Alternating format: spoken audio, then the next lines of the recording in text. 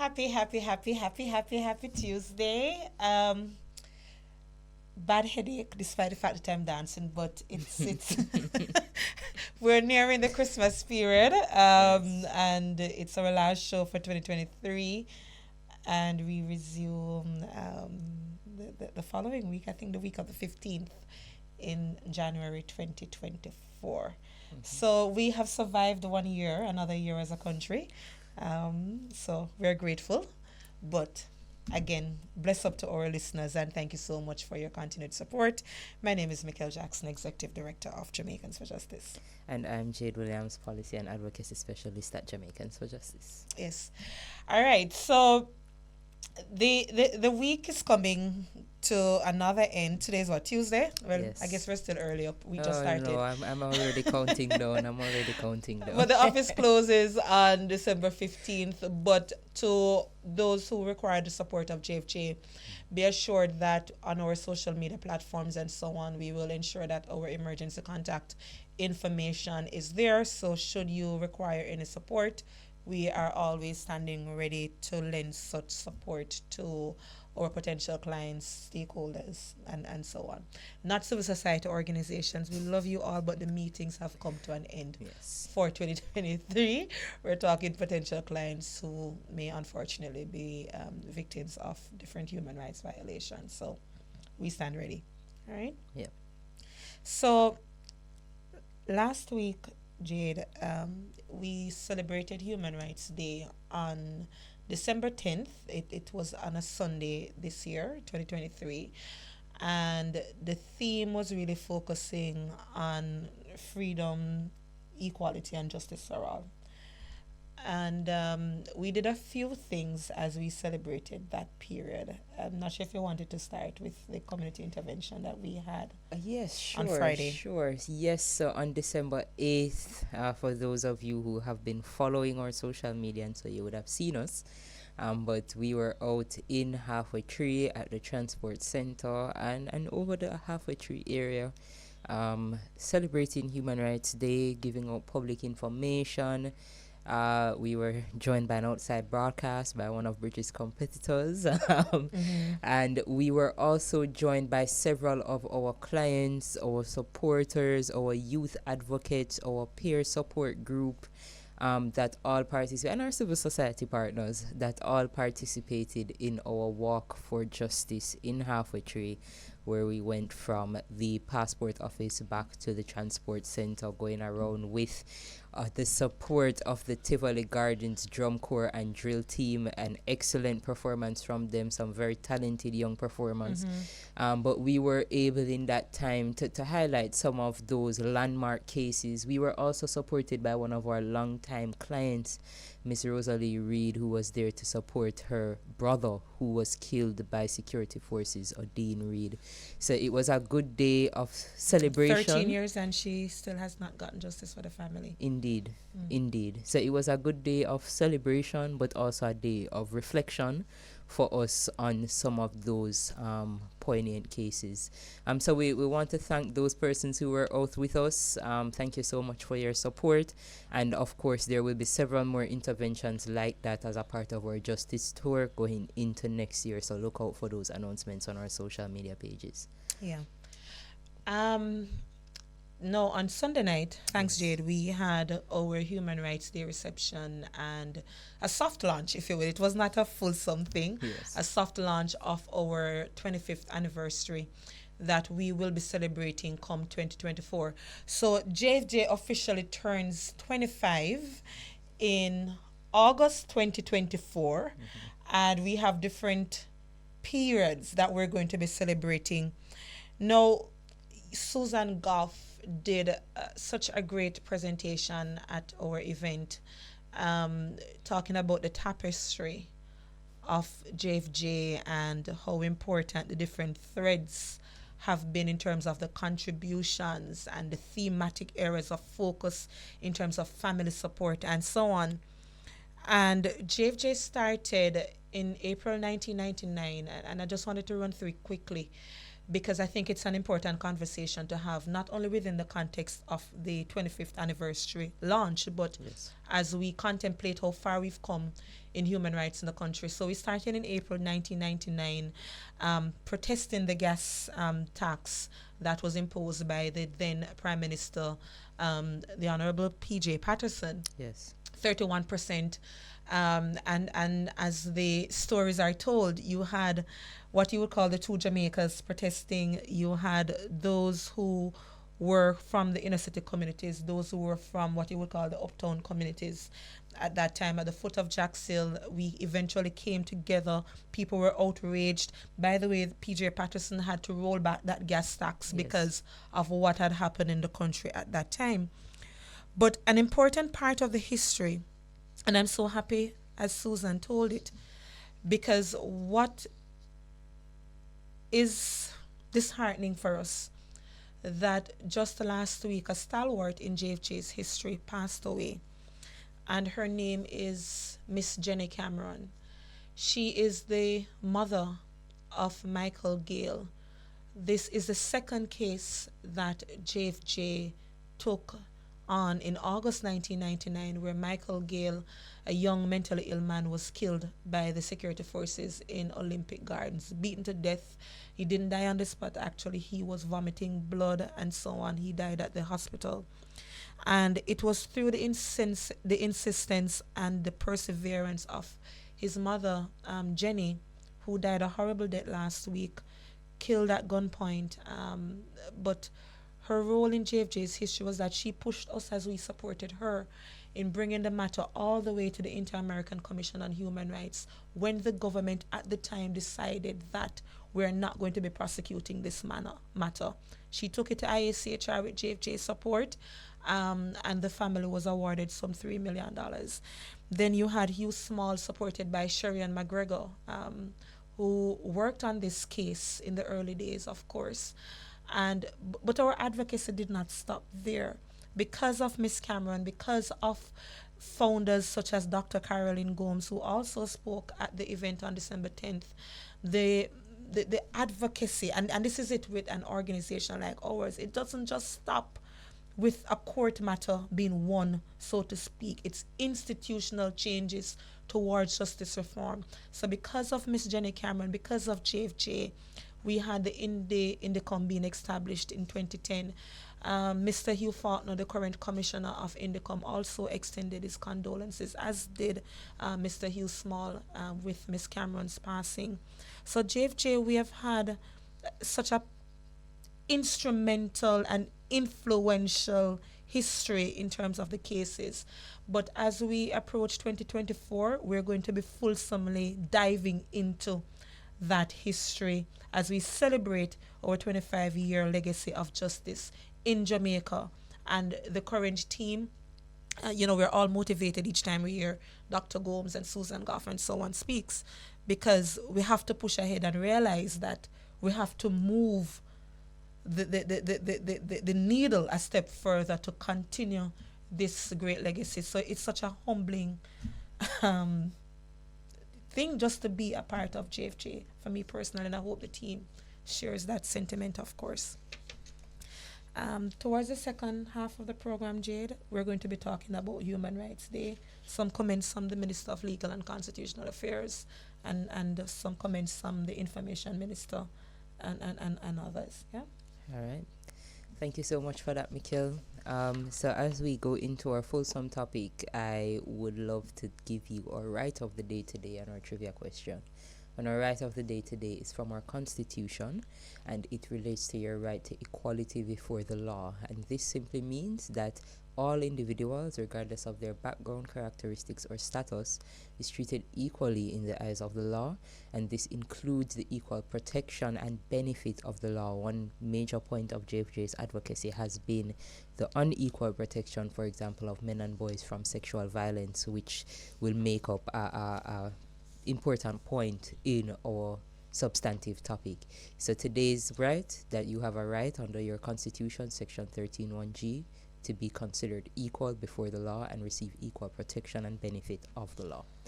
Now, our trivia question for today relates to our Domestic Violence Act, and we ask, what year did our Domestic Violence Act first come into force?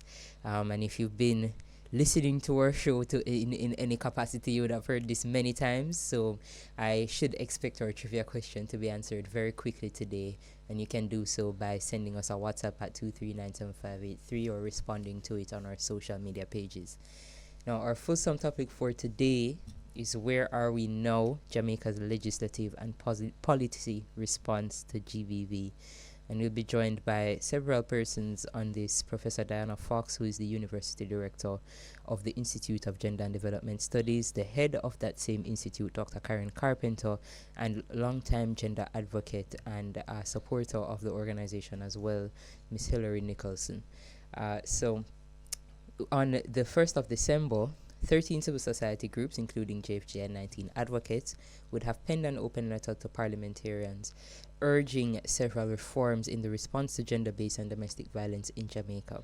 And this urgency is related to devastating statistics amongst the incidence of rape and grievous sexual assault in the country, with 475 reported cases of rape and 338 reported cases of grievous sexual assault in 2022.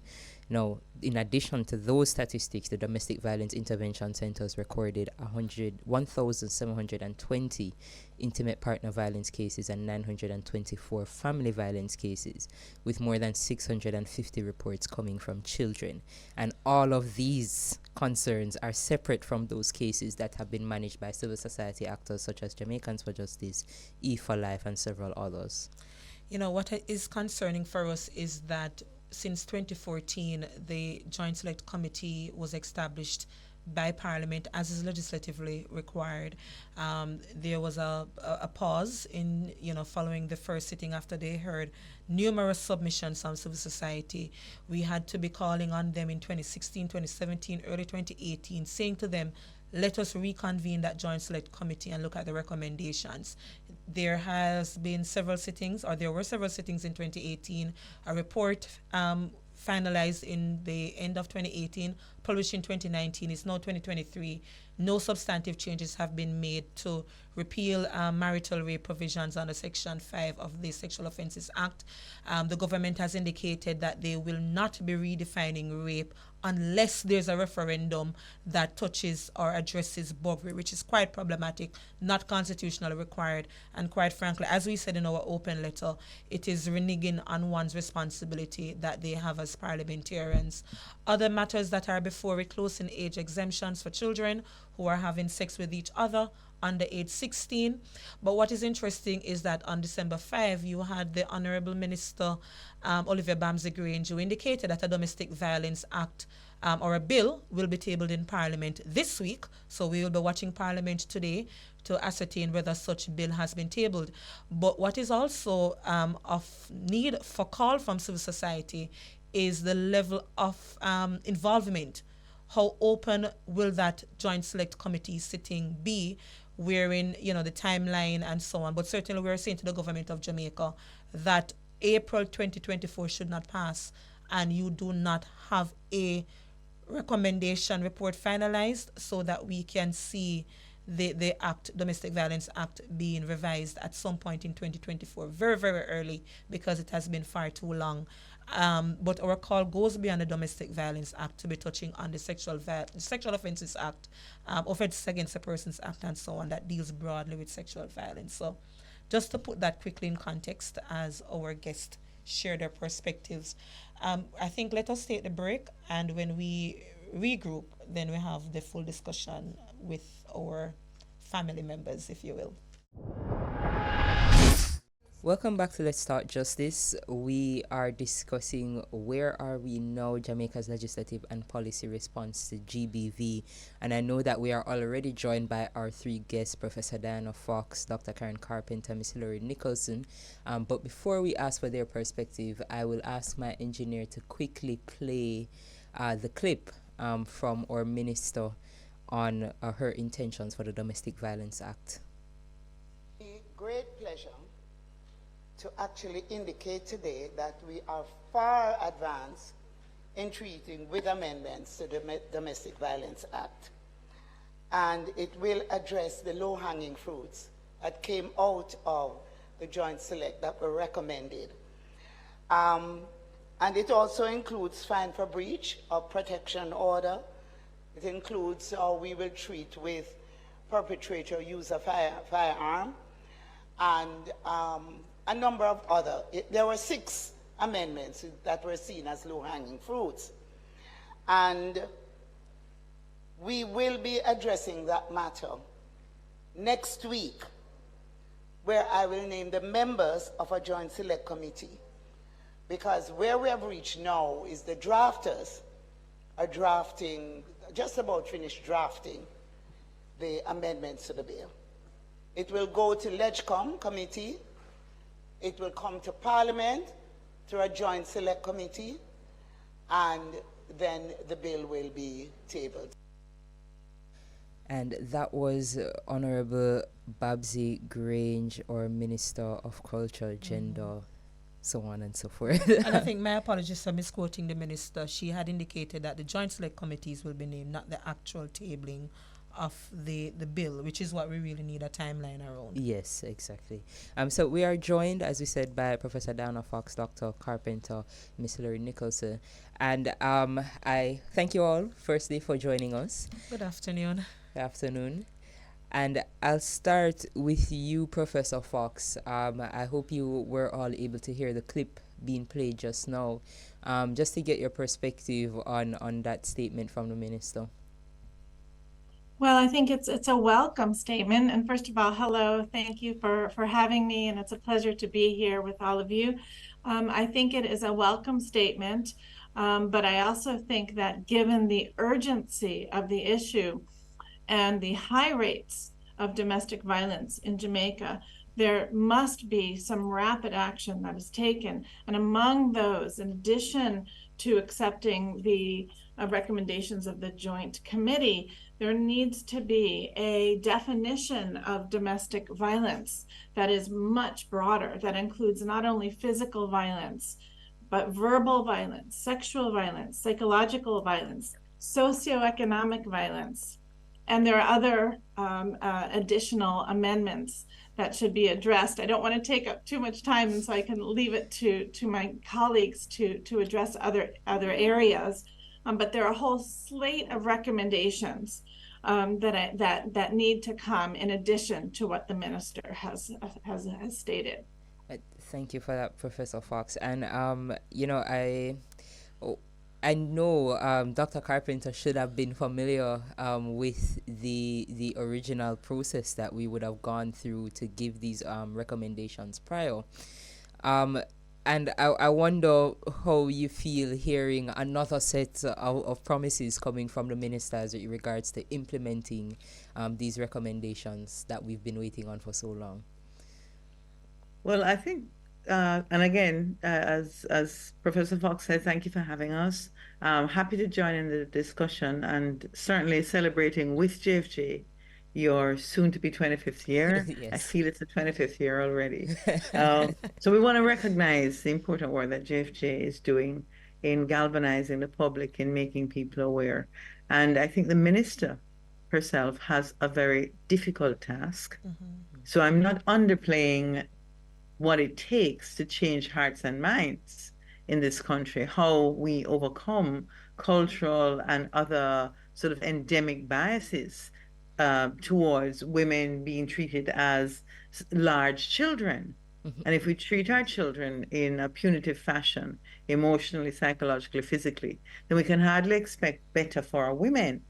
So I do recognize that, yes, it's another set of promises, but I don't want us to lose sight as well of the trajectory, that long road that we have come down. I want us to keep positive so that we can really effect the rest of changes that are needed. This is a baton change. You know, you can see from the heads in this Zoom, yourself excluded, yourself and Jade excluded, that we have been in this thing for a long time when you look at all the gray hairs that are here. So it is really a question of not losing sight of the goal, recognizing the gains, and encouraging the minister. I believe in positive reinforcement, encouraging the minister to move faster, move more fulsomely, as Professor Fox said, more inclusively, and to effect change that is meaningful in Jamaica. Change as a kind of decoration isn't going to work at this time. I'm in full agreement with that. Um, you know, we well, you are all signatories to the open letter that we would have penned, and the letter would have contained some of those recommendations that we've been calling for so long.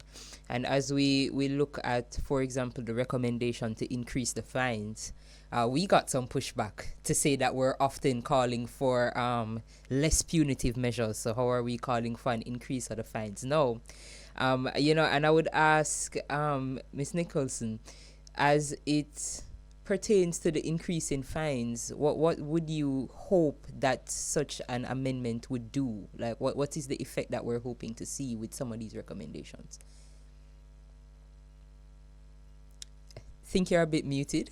Don't know if our engineer can My apologies. Yes. I was making sure I was muted in deference in respect to my colleagues. Good afternoon, everybody, and thank you for including me in the discussion. One of the main, and congrats, many congrats to Jamaican for Justice. I sit aside and I wonder at the incredible road that you have traveled and the achievements of Jamaicans for Justice. We've had the Domestic Violence Act around for nearly 30 years, and it is a major, it is an achievement because that's just a little over a generation. But also 30 years is no excuse for not having got it right. It is high time to get it right. And the increase in fines will help to all of us in society, girls and boys and women and men, legislators and non-legislators, ordinary citizens, to realize how serious domestic violence is. There has been a long tendency not to treat violence that takes place in the home, in a domestic environment, as seriously as community violence or violence out on the street. But when we think that our homes are the very places that we should be safe, where children should feel secure, where many women and children spend long hours, we realize that it is absolutely important that the very starting point where we should be protecting our citizens is the home. And the old-fashioned idea that the home is a private space where anything goes, that is utterly outdated. And in fact, we have reached a place nowadays, I think, in our society where people recognize that. But sometimes our legislators are very slow to recognize what much of the rest of society is seeing. So small fines of $5,000 and $10,000, especially given the fact that Jamaican dollar devalues every year. Yes. And since those fines were instituted, the dollar has become less and less valuable. Those fines are a joke, given the seriousness of domestic violence. So the psychological, the physical, the sexual, the violence that is meted out to children and women, and sometimes to men, but far less often to men, can be life-threatening. But the impact and the trauma lasts for a lifetime. Yes. And we must recognize this and have fines imposed that reflect the seriousness of the abuse. So that's one thing. Now, whether they will act as a deterrent, I honestly don't know, because we have many deterrents in the law which fail to stop murder, which fail to stop the abuse of children, but that should not stop us from having penalties that recognize and reflect the seriousness of the crime. Thank you so much. And Can I jump in and add something yes, here? Professor Fox, please do. So the tiered approach, as the letter states, recognizes that there are first, second, third offenses. Yes. And that is important. Repeat offenders must be punished for their repeat offenses. But there also needs to be supports that are put in for those, as as Hillary was saying, who are victim survivors of this violence. And I think it would be helpful for listeners to understand the specific nature of the expenses that are incurred as a result of this kind of domestic violence. So, for example, loss of earnings. Yes. Persons can't go to work when they're bruised and maimed. Medical and dental expenses, other out-of-pocket expenses, compensation for injuries, perhaps even moving and accommodation expenses, and of course legal fees, and all of the supports that go into that. So these are basic supports that would come from the fees that are paid by the perpetrators. And I think that while we're talking about the law, I think it's useful to recognize that a move has been made by the JCF, the Jamaica Constabulary Force, in introducing domestic violence intervention centers at a number of police stations. Yes. But what we must absolutely make sure and lobby for and demand is adequate funding and training for the personnel, because it serves no purpose to simply have these places in name and not ensure that there is really serious gender sensitive, gender responsive training for the staff at the centers and adequate funding by the state so they can respond efficiently and immediately and compassionately, because domestic violence is a problem that needs immediate, absolutely immediate response. Sometimes the mother and the children are in immediate need. And along with that, a critical area of support must be the shelters that we have been promised and heard about for decades. Honestly, I'm sick and tired about hearing the shelters, and still we don't quite know how people can access protection in the shelters. Because they're too now. That's another public education, and we'll come to that at another time. But all of this is part of a serious commitment to protect people from domestic violence. Yes. If I might add to the conversation, a couple of things that both Hillary and Diana have said strike me as it relates to the way we're approaching things. We have an ecological model that says that there are three principles that we need to be consistent with and thinking of. The immediacy is very important, but also the long-term effects, as Hillary mentioned earlier, on the victims and even the perpetrator who feels in the long term they can repeat offend. Yes, this is a long-term effect for the perpetrator as well. We're tending to deal with this matter as a post hoc, after the fact matter. That once the woman, child is abused, and sometimes men, let's not forget that, then we deal with the results of the abuse.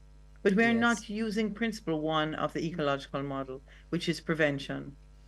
If we are to prevent it from happening or happening again, then we must address perpetrators.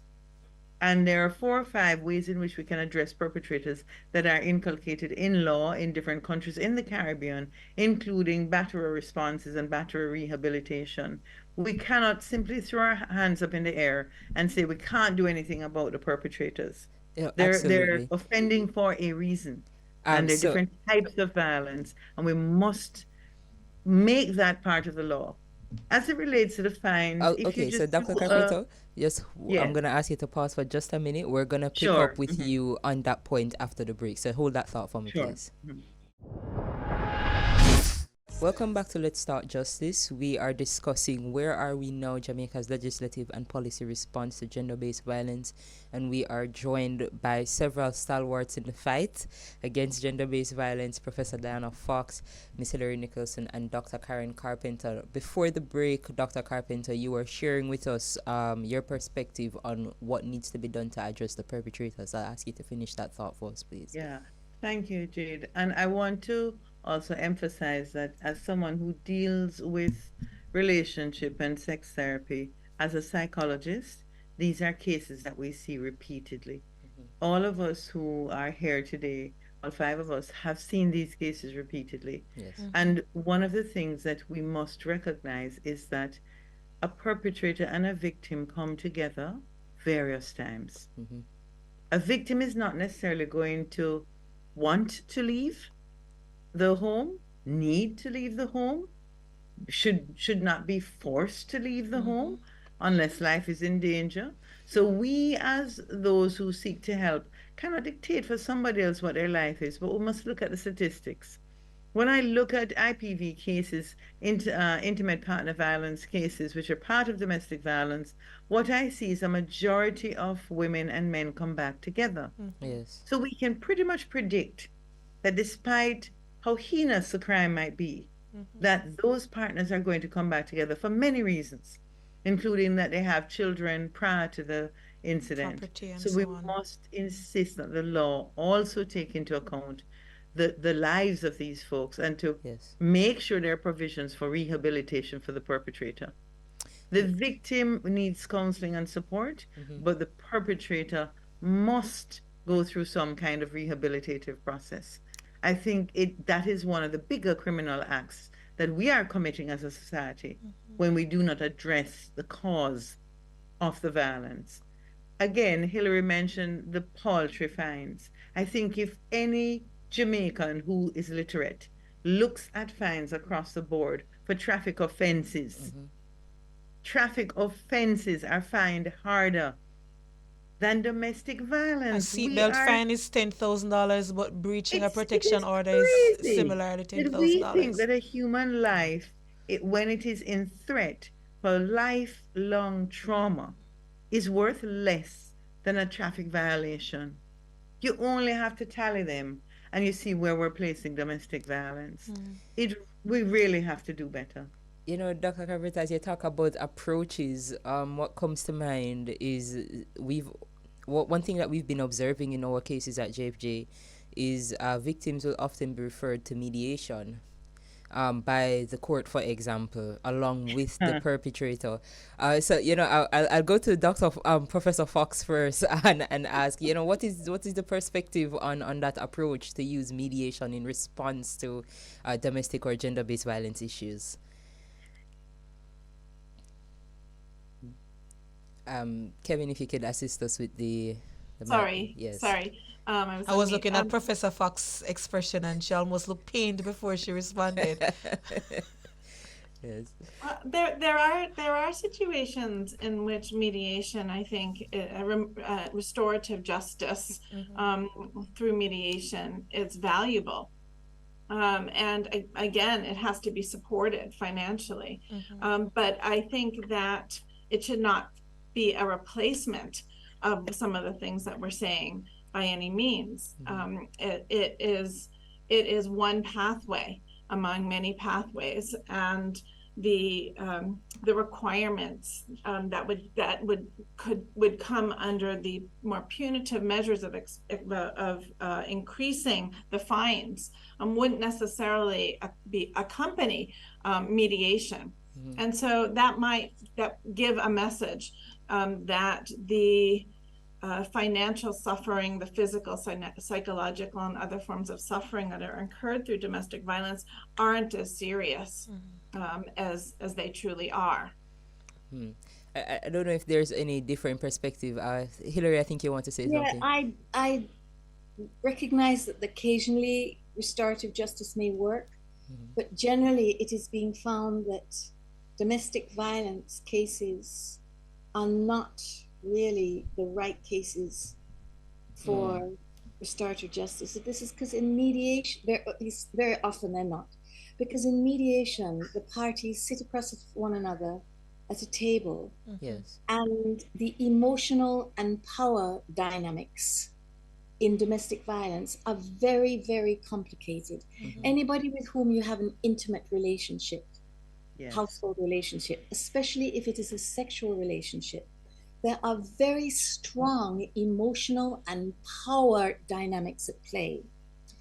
And the mediators would need to be very carefully trained in gender issues, gender awareness, and power dynamics in order to run that mediation. And restorative justice facilitators, as good and as helpful as they are, they don't have time within their standard training to go through gender awareness training. So when the two parties sit across a table and have to face one another, the fear, the lifelong intimidation that the abused person might have been suffering completely stops them being able to function in a calm way in that situation. It's a very complex situation. And it is because of the emotions, it's because of the power dynamics involved in domestic violence that we agreed, that we recognized 30 odd years ago that it was necessary to introduce domestic violence legislation, and that regular legislation such as assault or sexual assault or Offences Against the Person Act were not adequate to deal with the very delicate relationships that exist in domestic violence. So I'm not sure that restorative justice right now, unless we can build on what we have at the moment as restorative justice. It can't right now respond adequately to mediation for domestic violence. That's a concern that not just me, but that's coming out of the experience of those who are using restorative justice. Thanks, Hilary, because JFJ certainly echoes that call. And to put in perspective, as you all so beautifully and comprehensively outlined, the need for greater comprehensive response as the government looks to amend the Domestic Violence Act, that the throne speech that was presented by the Governor General earlier this year had indicated that the Mediation Act will be revised. So as heartened as we are for the revision to come, we have to ensure that it is supported by the other areas for us to really deal with domestic violence in law. Yeah. And could I add one quick thing here? Please. That in order for the responses not to be a band-aid, but to get at the underlying sociocultural causes and power dynamics that lead to domestic violence, there has to be broad education throughout multiple institutions, and also there has to be counseling and support for offenders. And restorative justice is unlikely to produce that, given the stigma around counseling, particularly, unfortunately, for men. So it is often something that has to be mandated by the court. Yes. As we talk about if I might add, with regard to the mediation, in the same way that we look at a tiered approach as Trinidad has for fines and reoffending, I think we have to think of mediation within a context. And we are seeking to use law to deal with a matter that is psychological.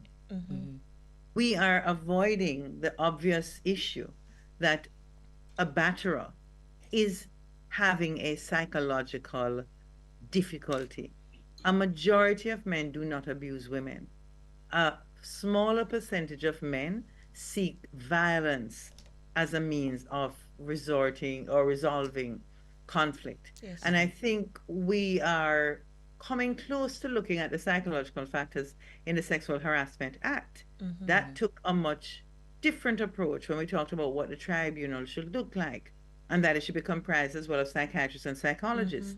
I call this a psychojudicial approach. I think we need a tiered approach even to mediation. We cannot mediate on equal parties. So I agree with Hilary on that. We've seen that.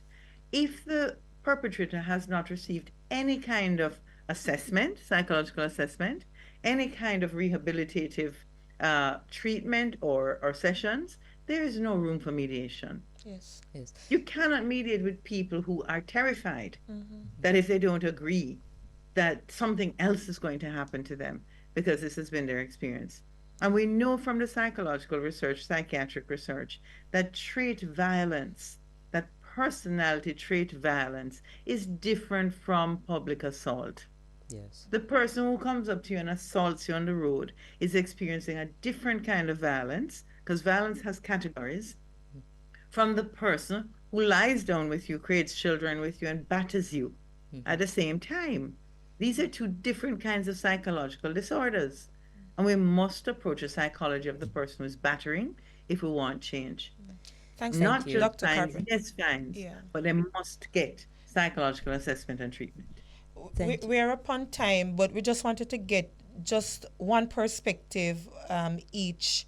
Dr. Carpenter segued into the matter that a number of sexual violence happens within the context of the household, that small community setting, you perhaps your immediate neighbor and so on, to when you look at sexual violence. So, Dr. Carpenter, we also made calls for sexual violence to be addressed.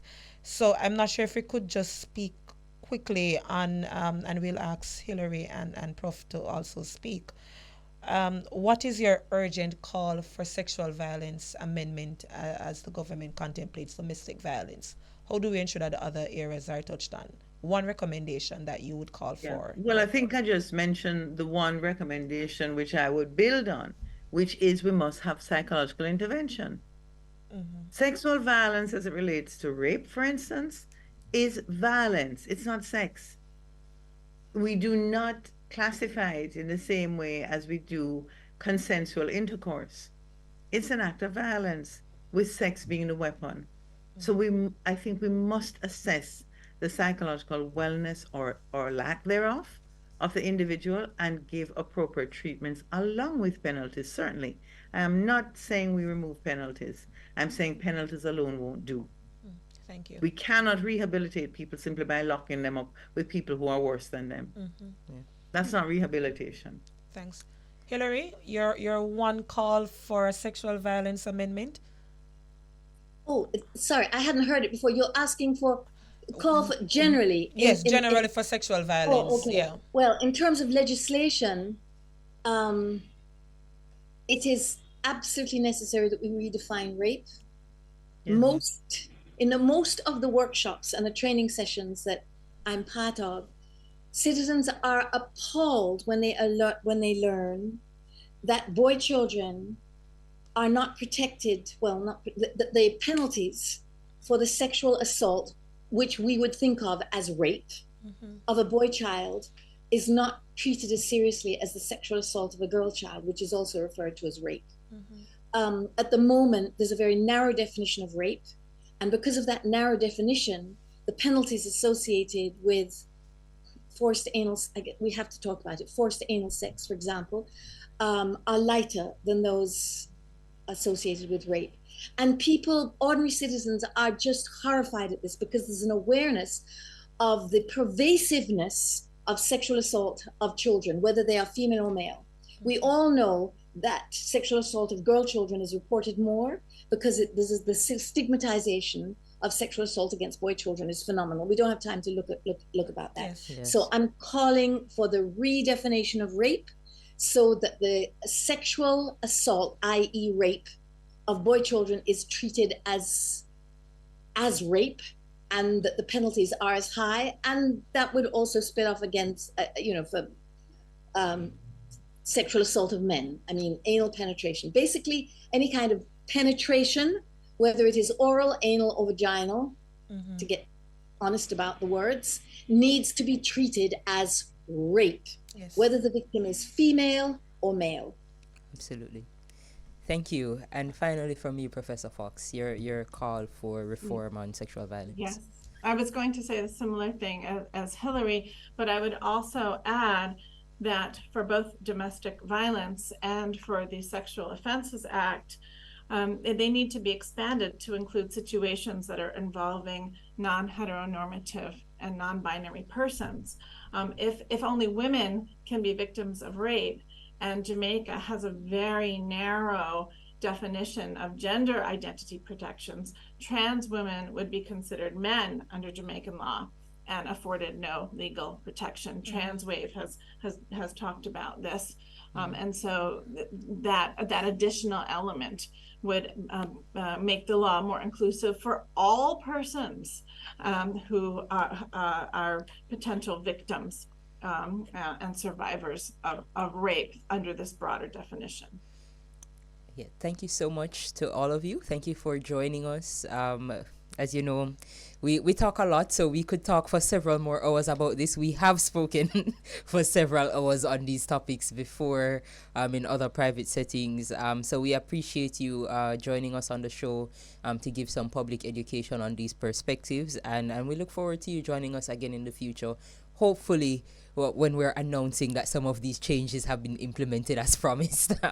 But thanks again for joining us. And we will now go into our second half of the show, or our second quarter of the show. Take the break first. Okay. Thank you, ladies. Thank you. Thank you.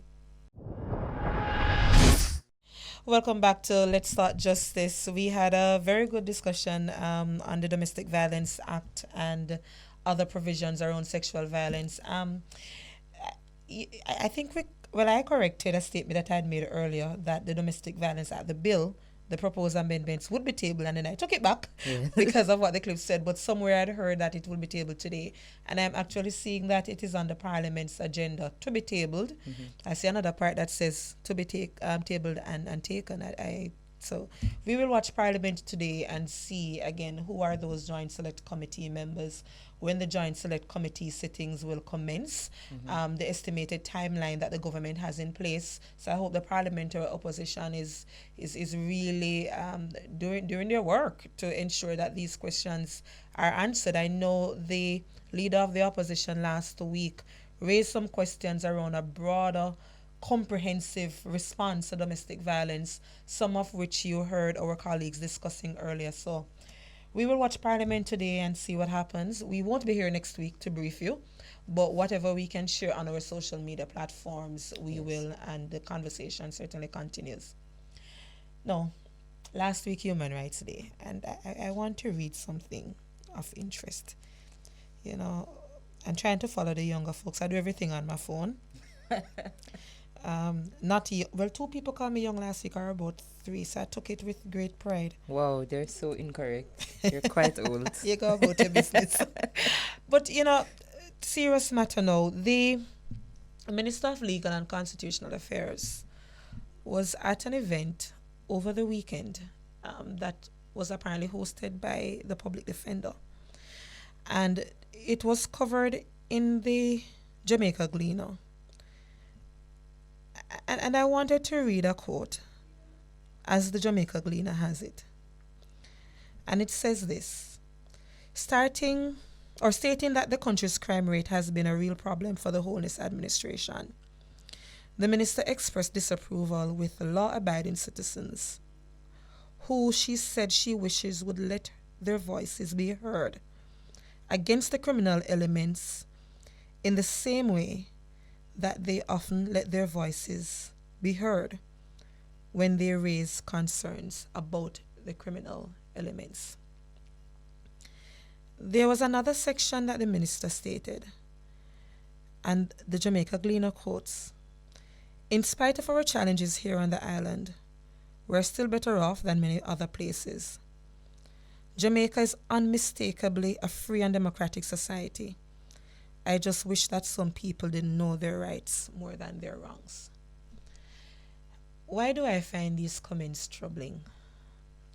Reading the article. When you have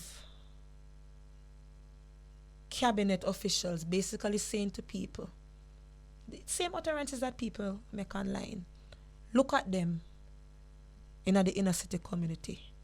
Ever come out for gunman, but they now come out to speak against gunman. Now that's a very troubling statement. With the greatest of respect to the minister. And I think we have to be careful what utterances we make. Because I think there's an assumption that if citizens are protesting, for example, when there is a fatal shooting by law enforcement and people are protesting, automatically there is the assumption that somehow these are people just coming out and protesting against the gunman. So the minister invariably has labeled a victim as a criminal. And we have to be careful that we're not reinforcing the stigma against people within the inner city communities, especially within a context where your witness protection programs are so weak. And the government has not sought to strengthen it and the provisions within it where people feel compelled and encouraged to speak. And yes, rights have responsibility because your rights end where mine begins. But when the government keeps uttering these statements to suggest that somehow if I speak out and demand my rights, it is a problem and it's an impediment to crime fighting, I find those comments to be troubling. Especially coming from the minister, given her responsibility that she holds. All within Human Rights Day. People know their rights more than their wrongs. Very problematic statement. And I can appreciate the spirit of what the minister perhaps wanted to articulate, that we must have responsibility towards our fellow men and women. But with the greatest of respect to the minister and other cabinet officials, the Charter of Fundamental Rights and Freedoms, it outlines our rights, but it also places greater responsibility on the state that wields significant power and authority. It is not to say that you out there and so on ought to be doing certain things. The responsibility is on the state to ensure that we are free from torture, unlawful arrest and detention, and so on. So I think while we articulate civic responsibility, the laws are there to protect us from criminal elements. But let us not dilute the responsibility of the state by making such utterances. I think it's a little bit irresponsible, if we're being honest. I don't know, Jade, what you think of it. But I didn't like the framing of it and the continued framing when you look at even the memorandum of objects and reasoning on every single crime bill that the government is passing. Our constitution is somehow a problem that needs to be addressed. You know, over the 16 days, we compiled a post on our social media page that highlighted this very concern. So again, it is even more so concerning that we are still being bombarded with this narrative that your rights are somehow in contradiction to the maintenance of peaceful law and order. Because when the Constitution was written, just in 2011, it's 2023, apparently when the Constitution was written in 2011, it did not contemplate the levels of criminality in this country. Listen, citizens, we need to wise up. Which brings us to another point, Jade. The Minister of Information, in the interest of time. The government, the Prime Minister has also articulated the need to pass a hate speech law. Sounds good. We need to protect the most vulnerable. Yes, we agree? I'm in full agreement that there is need to address discrimination against vulnerable groups. Absolutely. Most certainly. The comments that we make against people living with HIV, I won't repeat them because I find them despicable and vile. Yes. But clearly there is a need, and I don't know how the opposition could ever come to a statement to say that there is no hate speech in Jamaica.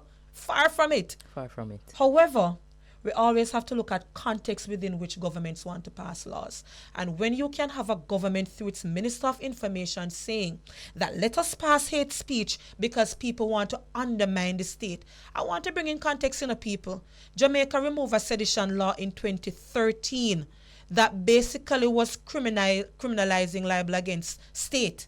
So in other words, you criticize the state, you find that you can be criminally charged. We already have provisions in place for defamation. So if I say something that impugn my reputation, I will sue you. We have that. You already have provisions, you indicated, Jade, under the Offences Against the Persons Act. Yes. That deals with what? Where you make a threatening statement, that is already a criminal offense. So what exactly is the government trying to solve if you haven't laid the foundation that deals broadly with discrimination? Those who are most in need of that protection is not even guaranteed in law, in the Constitution. Absolutely. So when you say you're going to be passing hate speech to deal with people who speak out against the government, listen, people, wise up. Human Rights Day is also saying let's get educated, know our rights, know that we changed the law in 2013 for a reason. Look what is happening in India and other countries like Bangladesh, where press freedom is being undermined when they criticize the government. The starting point for me is very problematic where the government is coming from. But JFJ and our stakeholders, we remain hopeful and open that if it is the government were to introduce or contemplate a hate speech law, we stand ready to support the foundation, which is why we're saying for the Constitutional Reform Committee, expand the protected characteristic where we are free from discrimination on the basis of our color, class, origin, but also sexual orientation, gender, health status. You can't pass hate speech and you don't deal with those things yet. Absolutely. Can't. Absolutely. And we are completely out of time. It's Kimmy, you won your trivia question for this week. And for those of you who have been participating fulsomely in the show, you will be receiving an extra credit over the course of the week. So look out for that if you have been a constant participant. Thank you all for joining us. This was our last episode for the year. So we'll see you again next year, mid-January.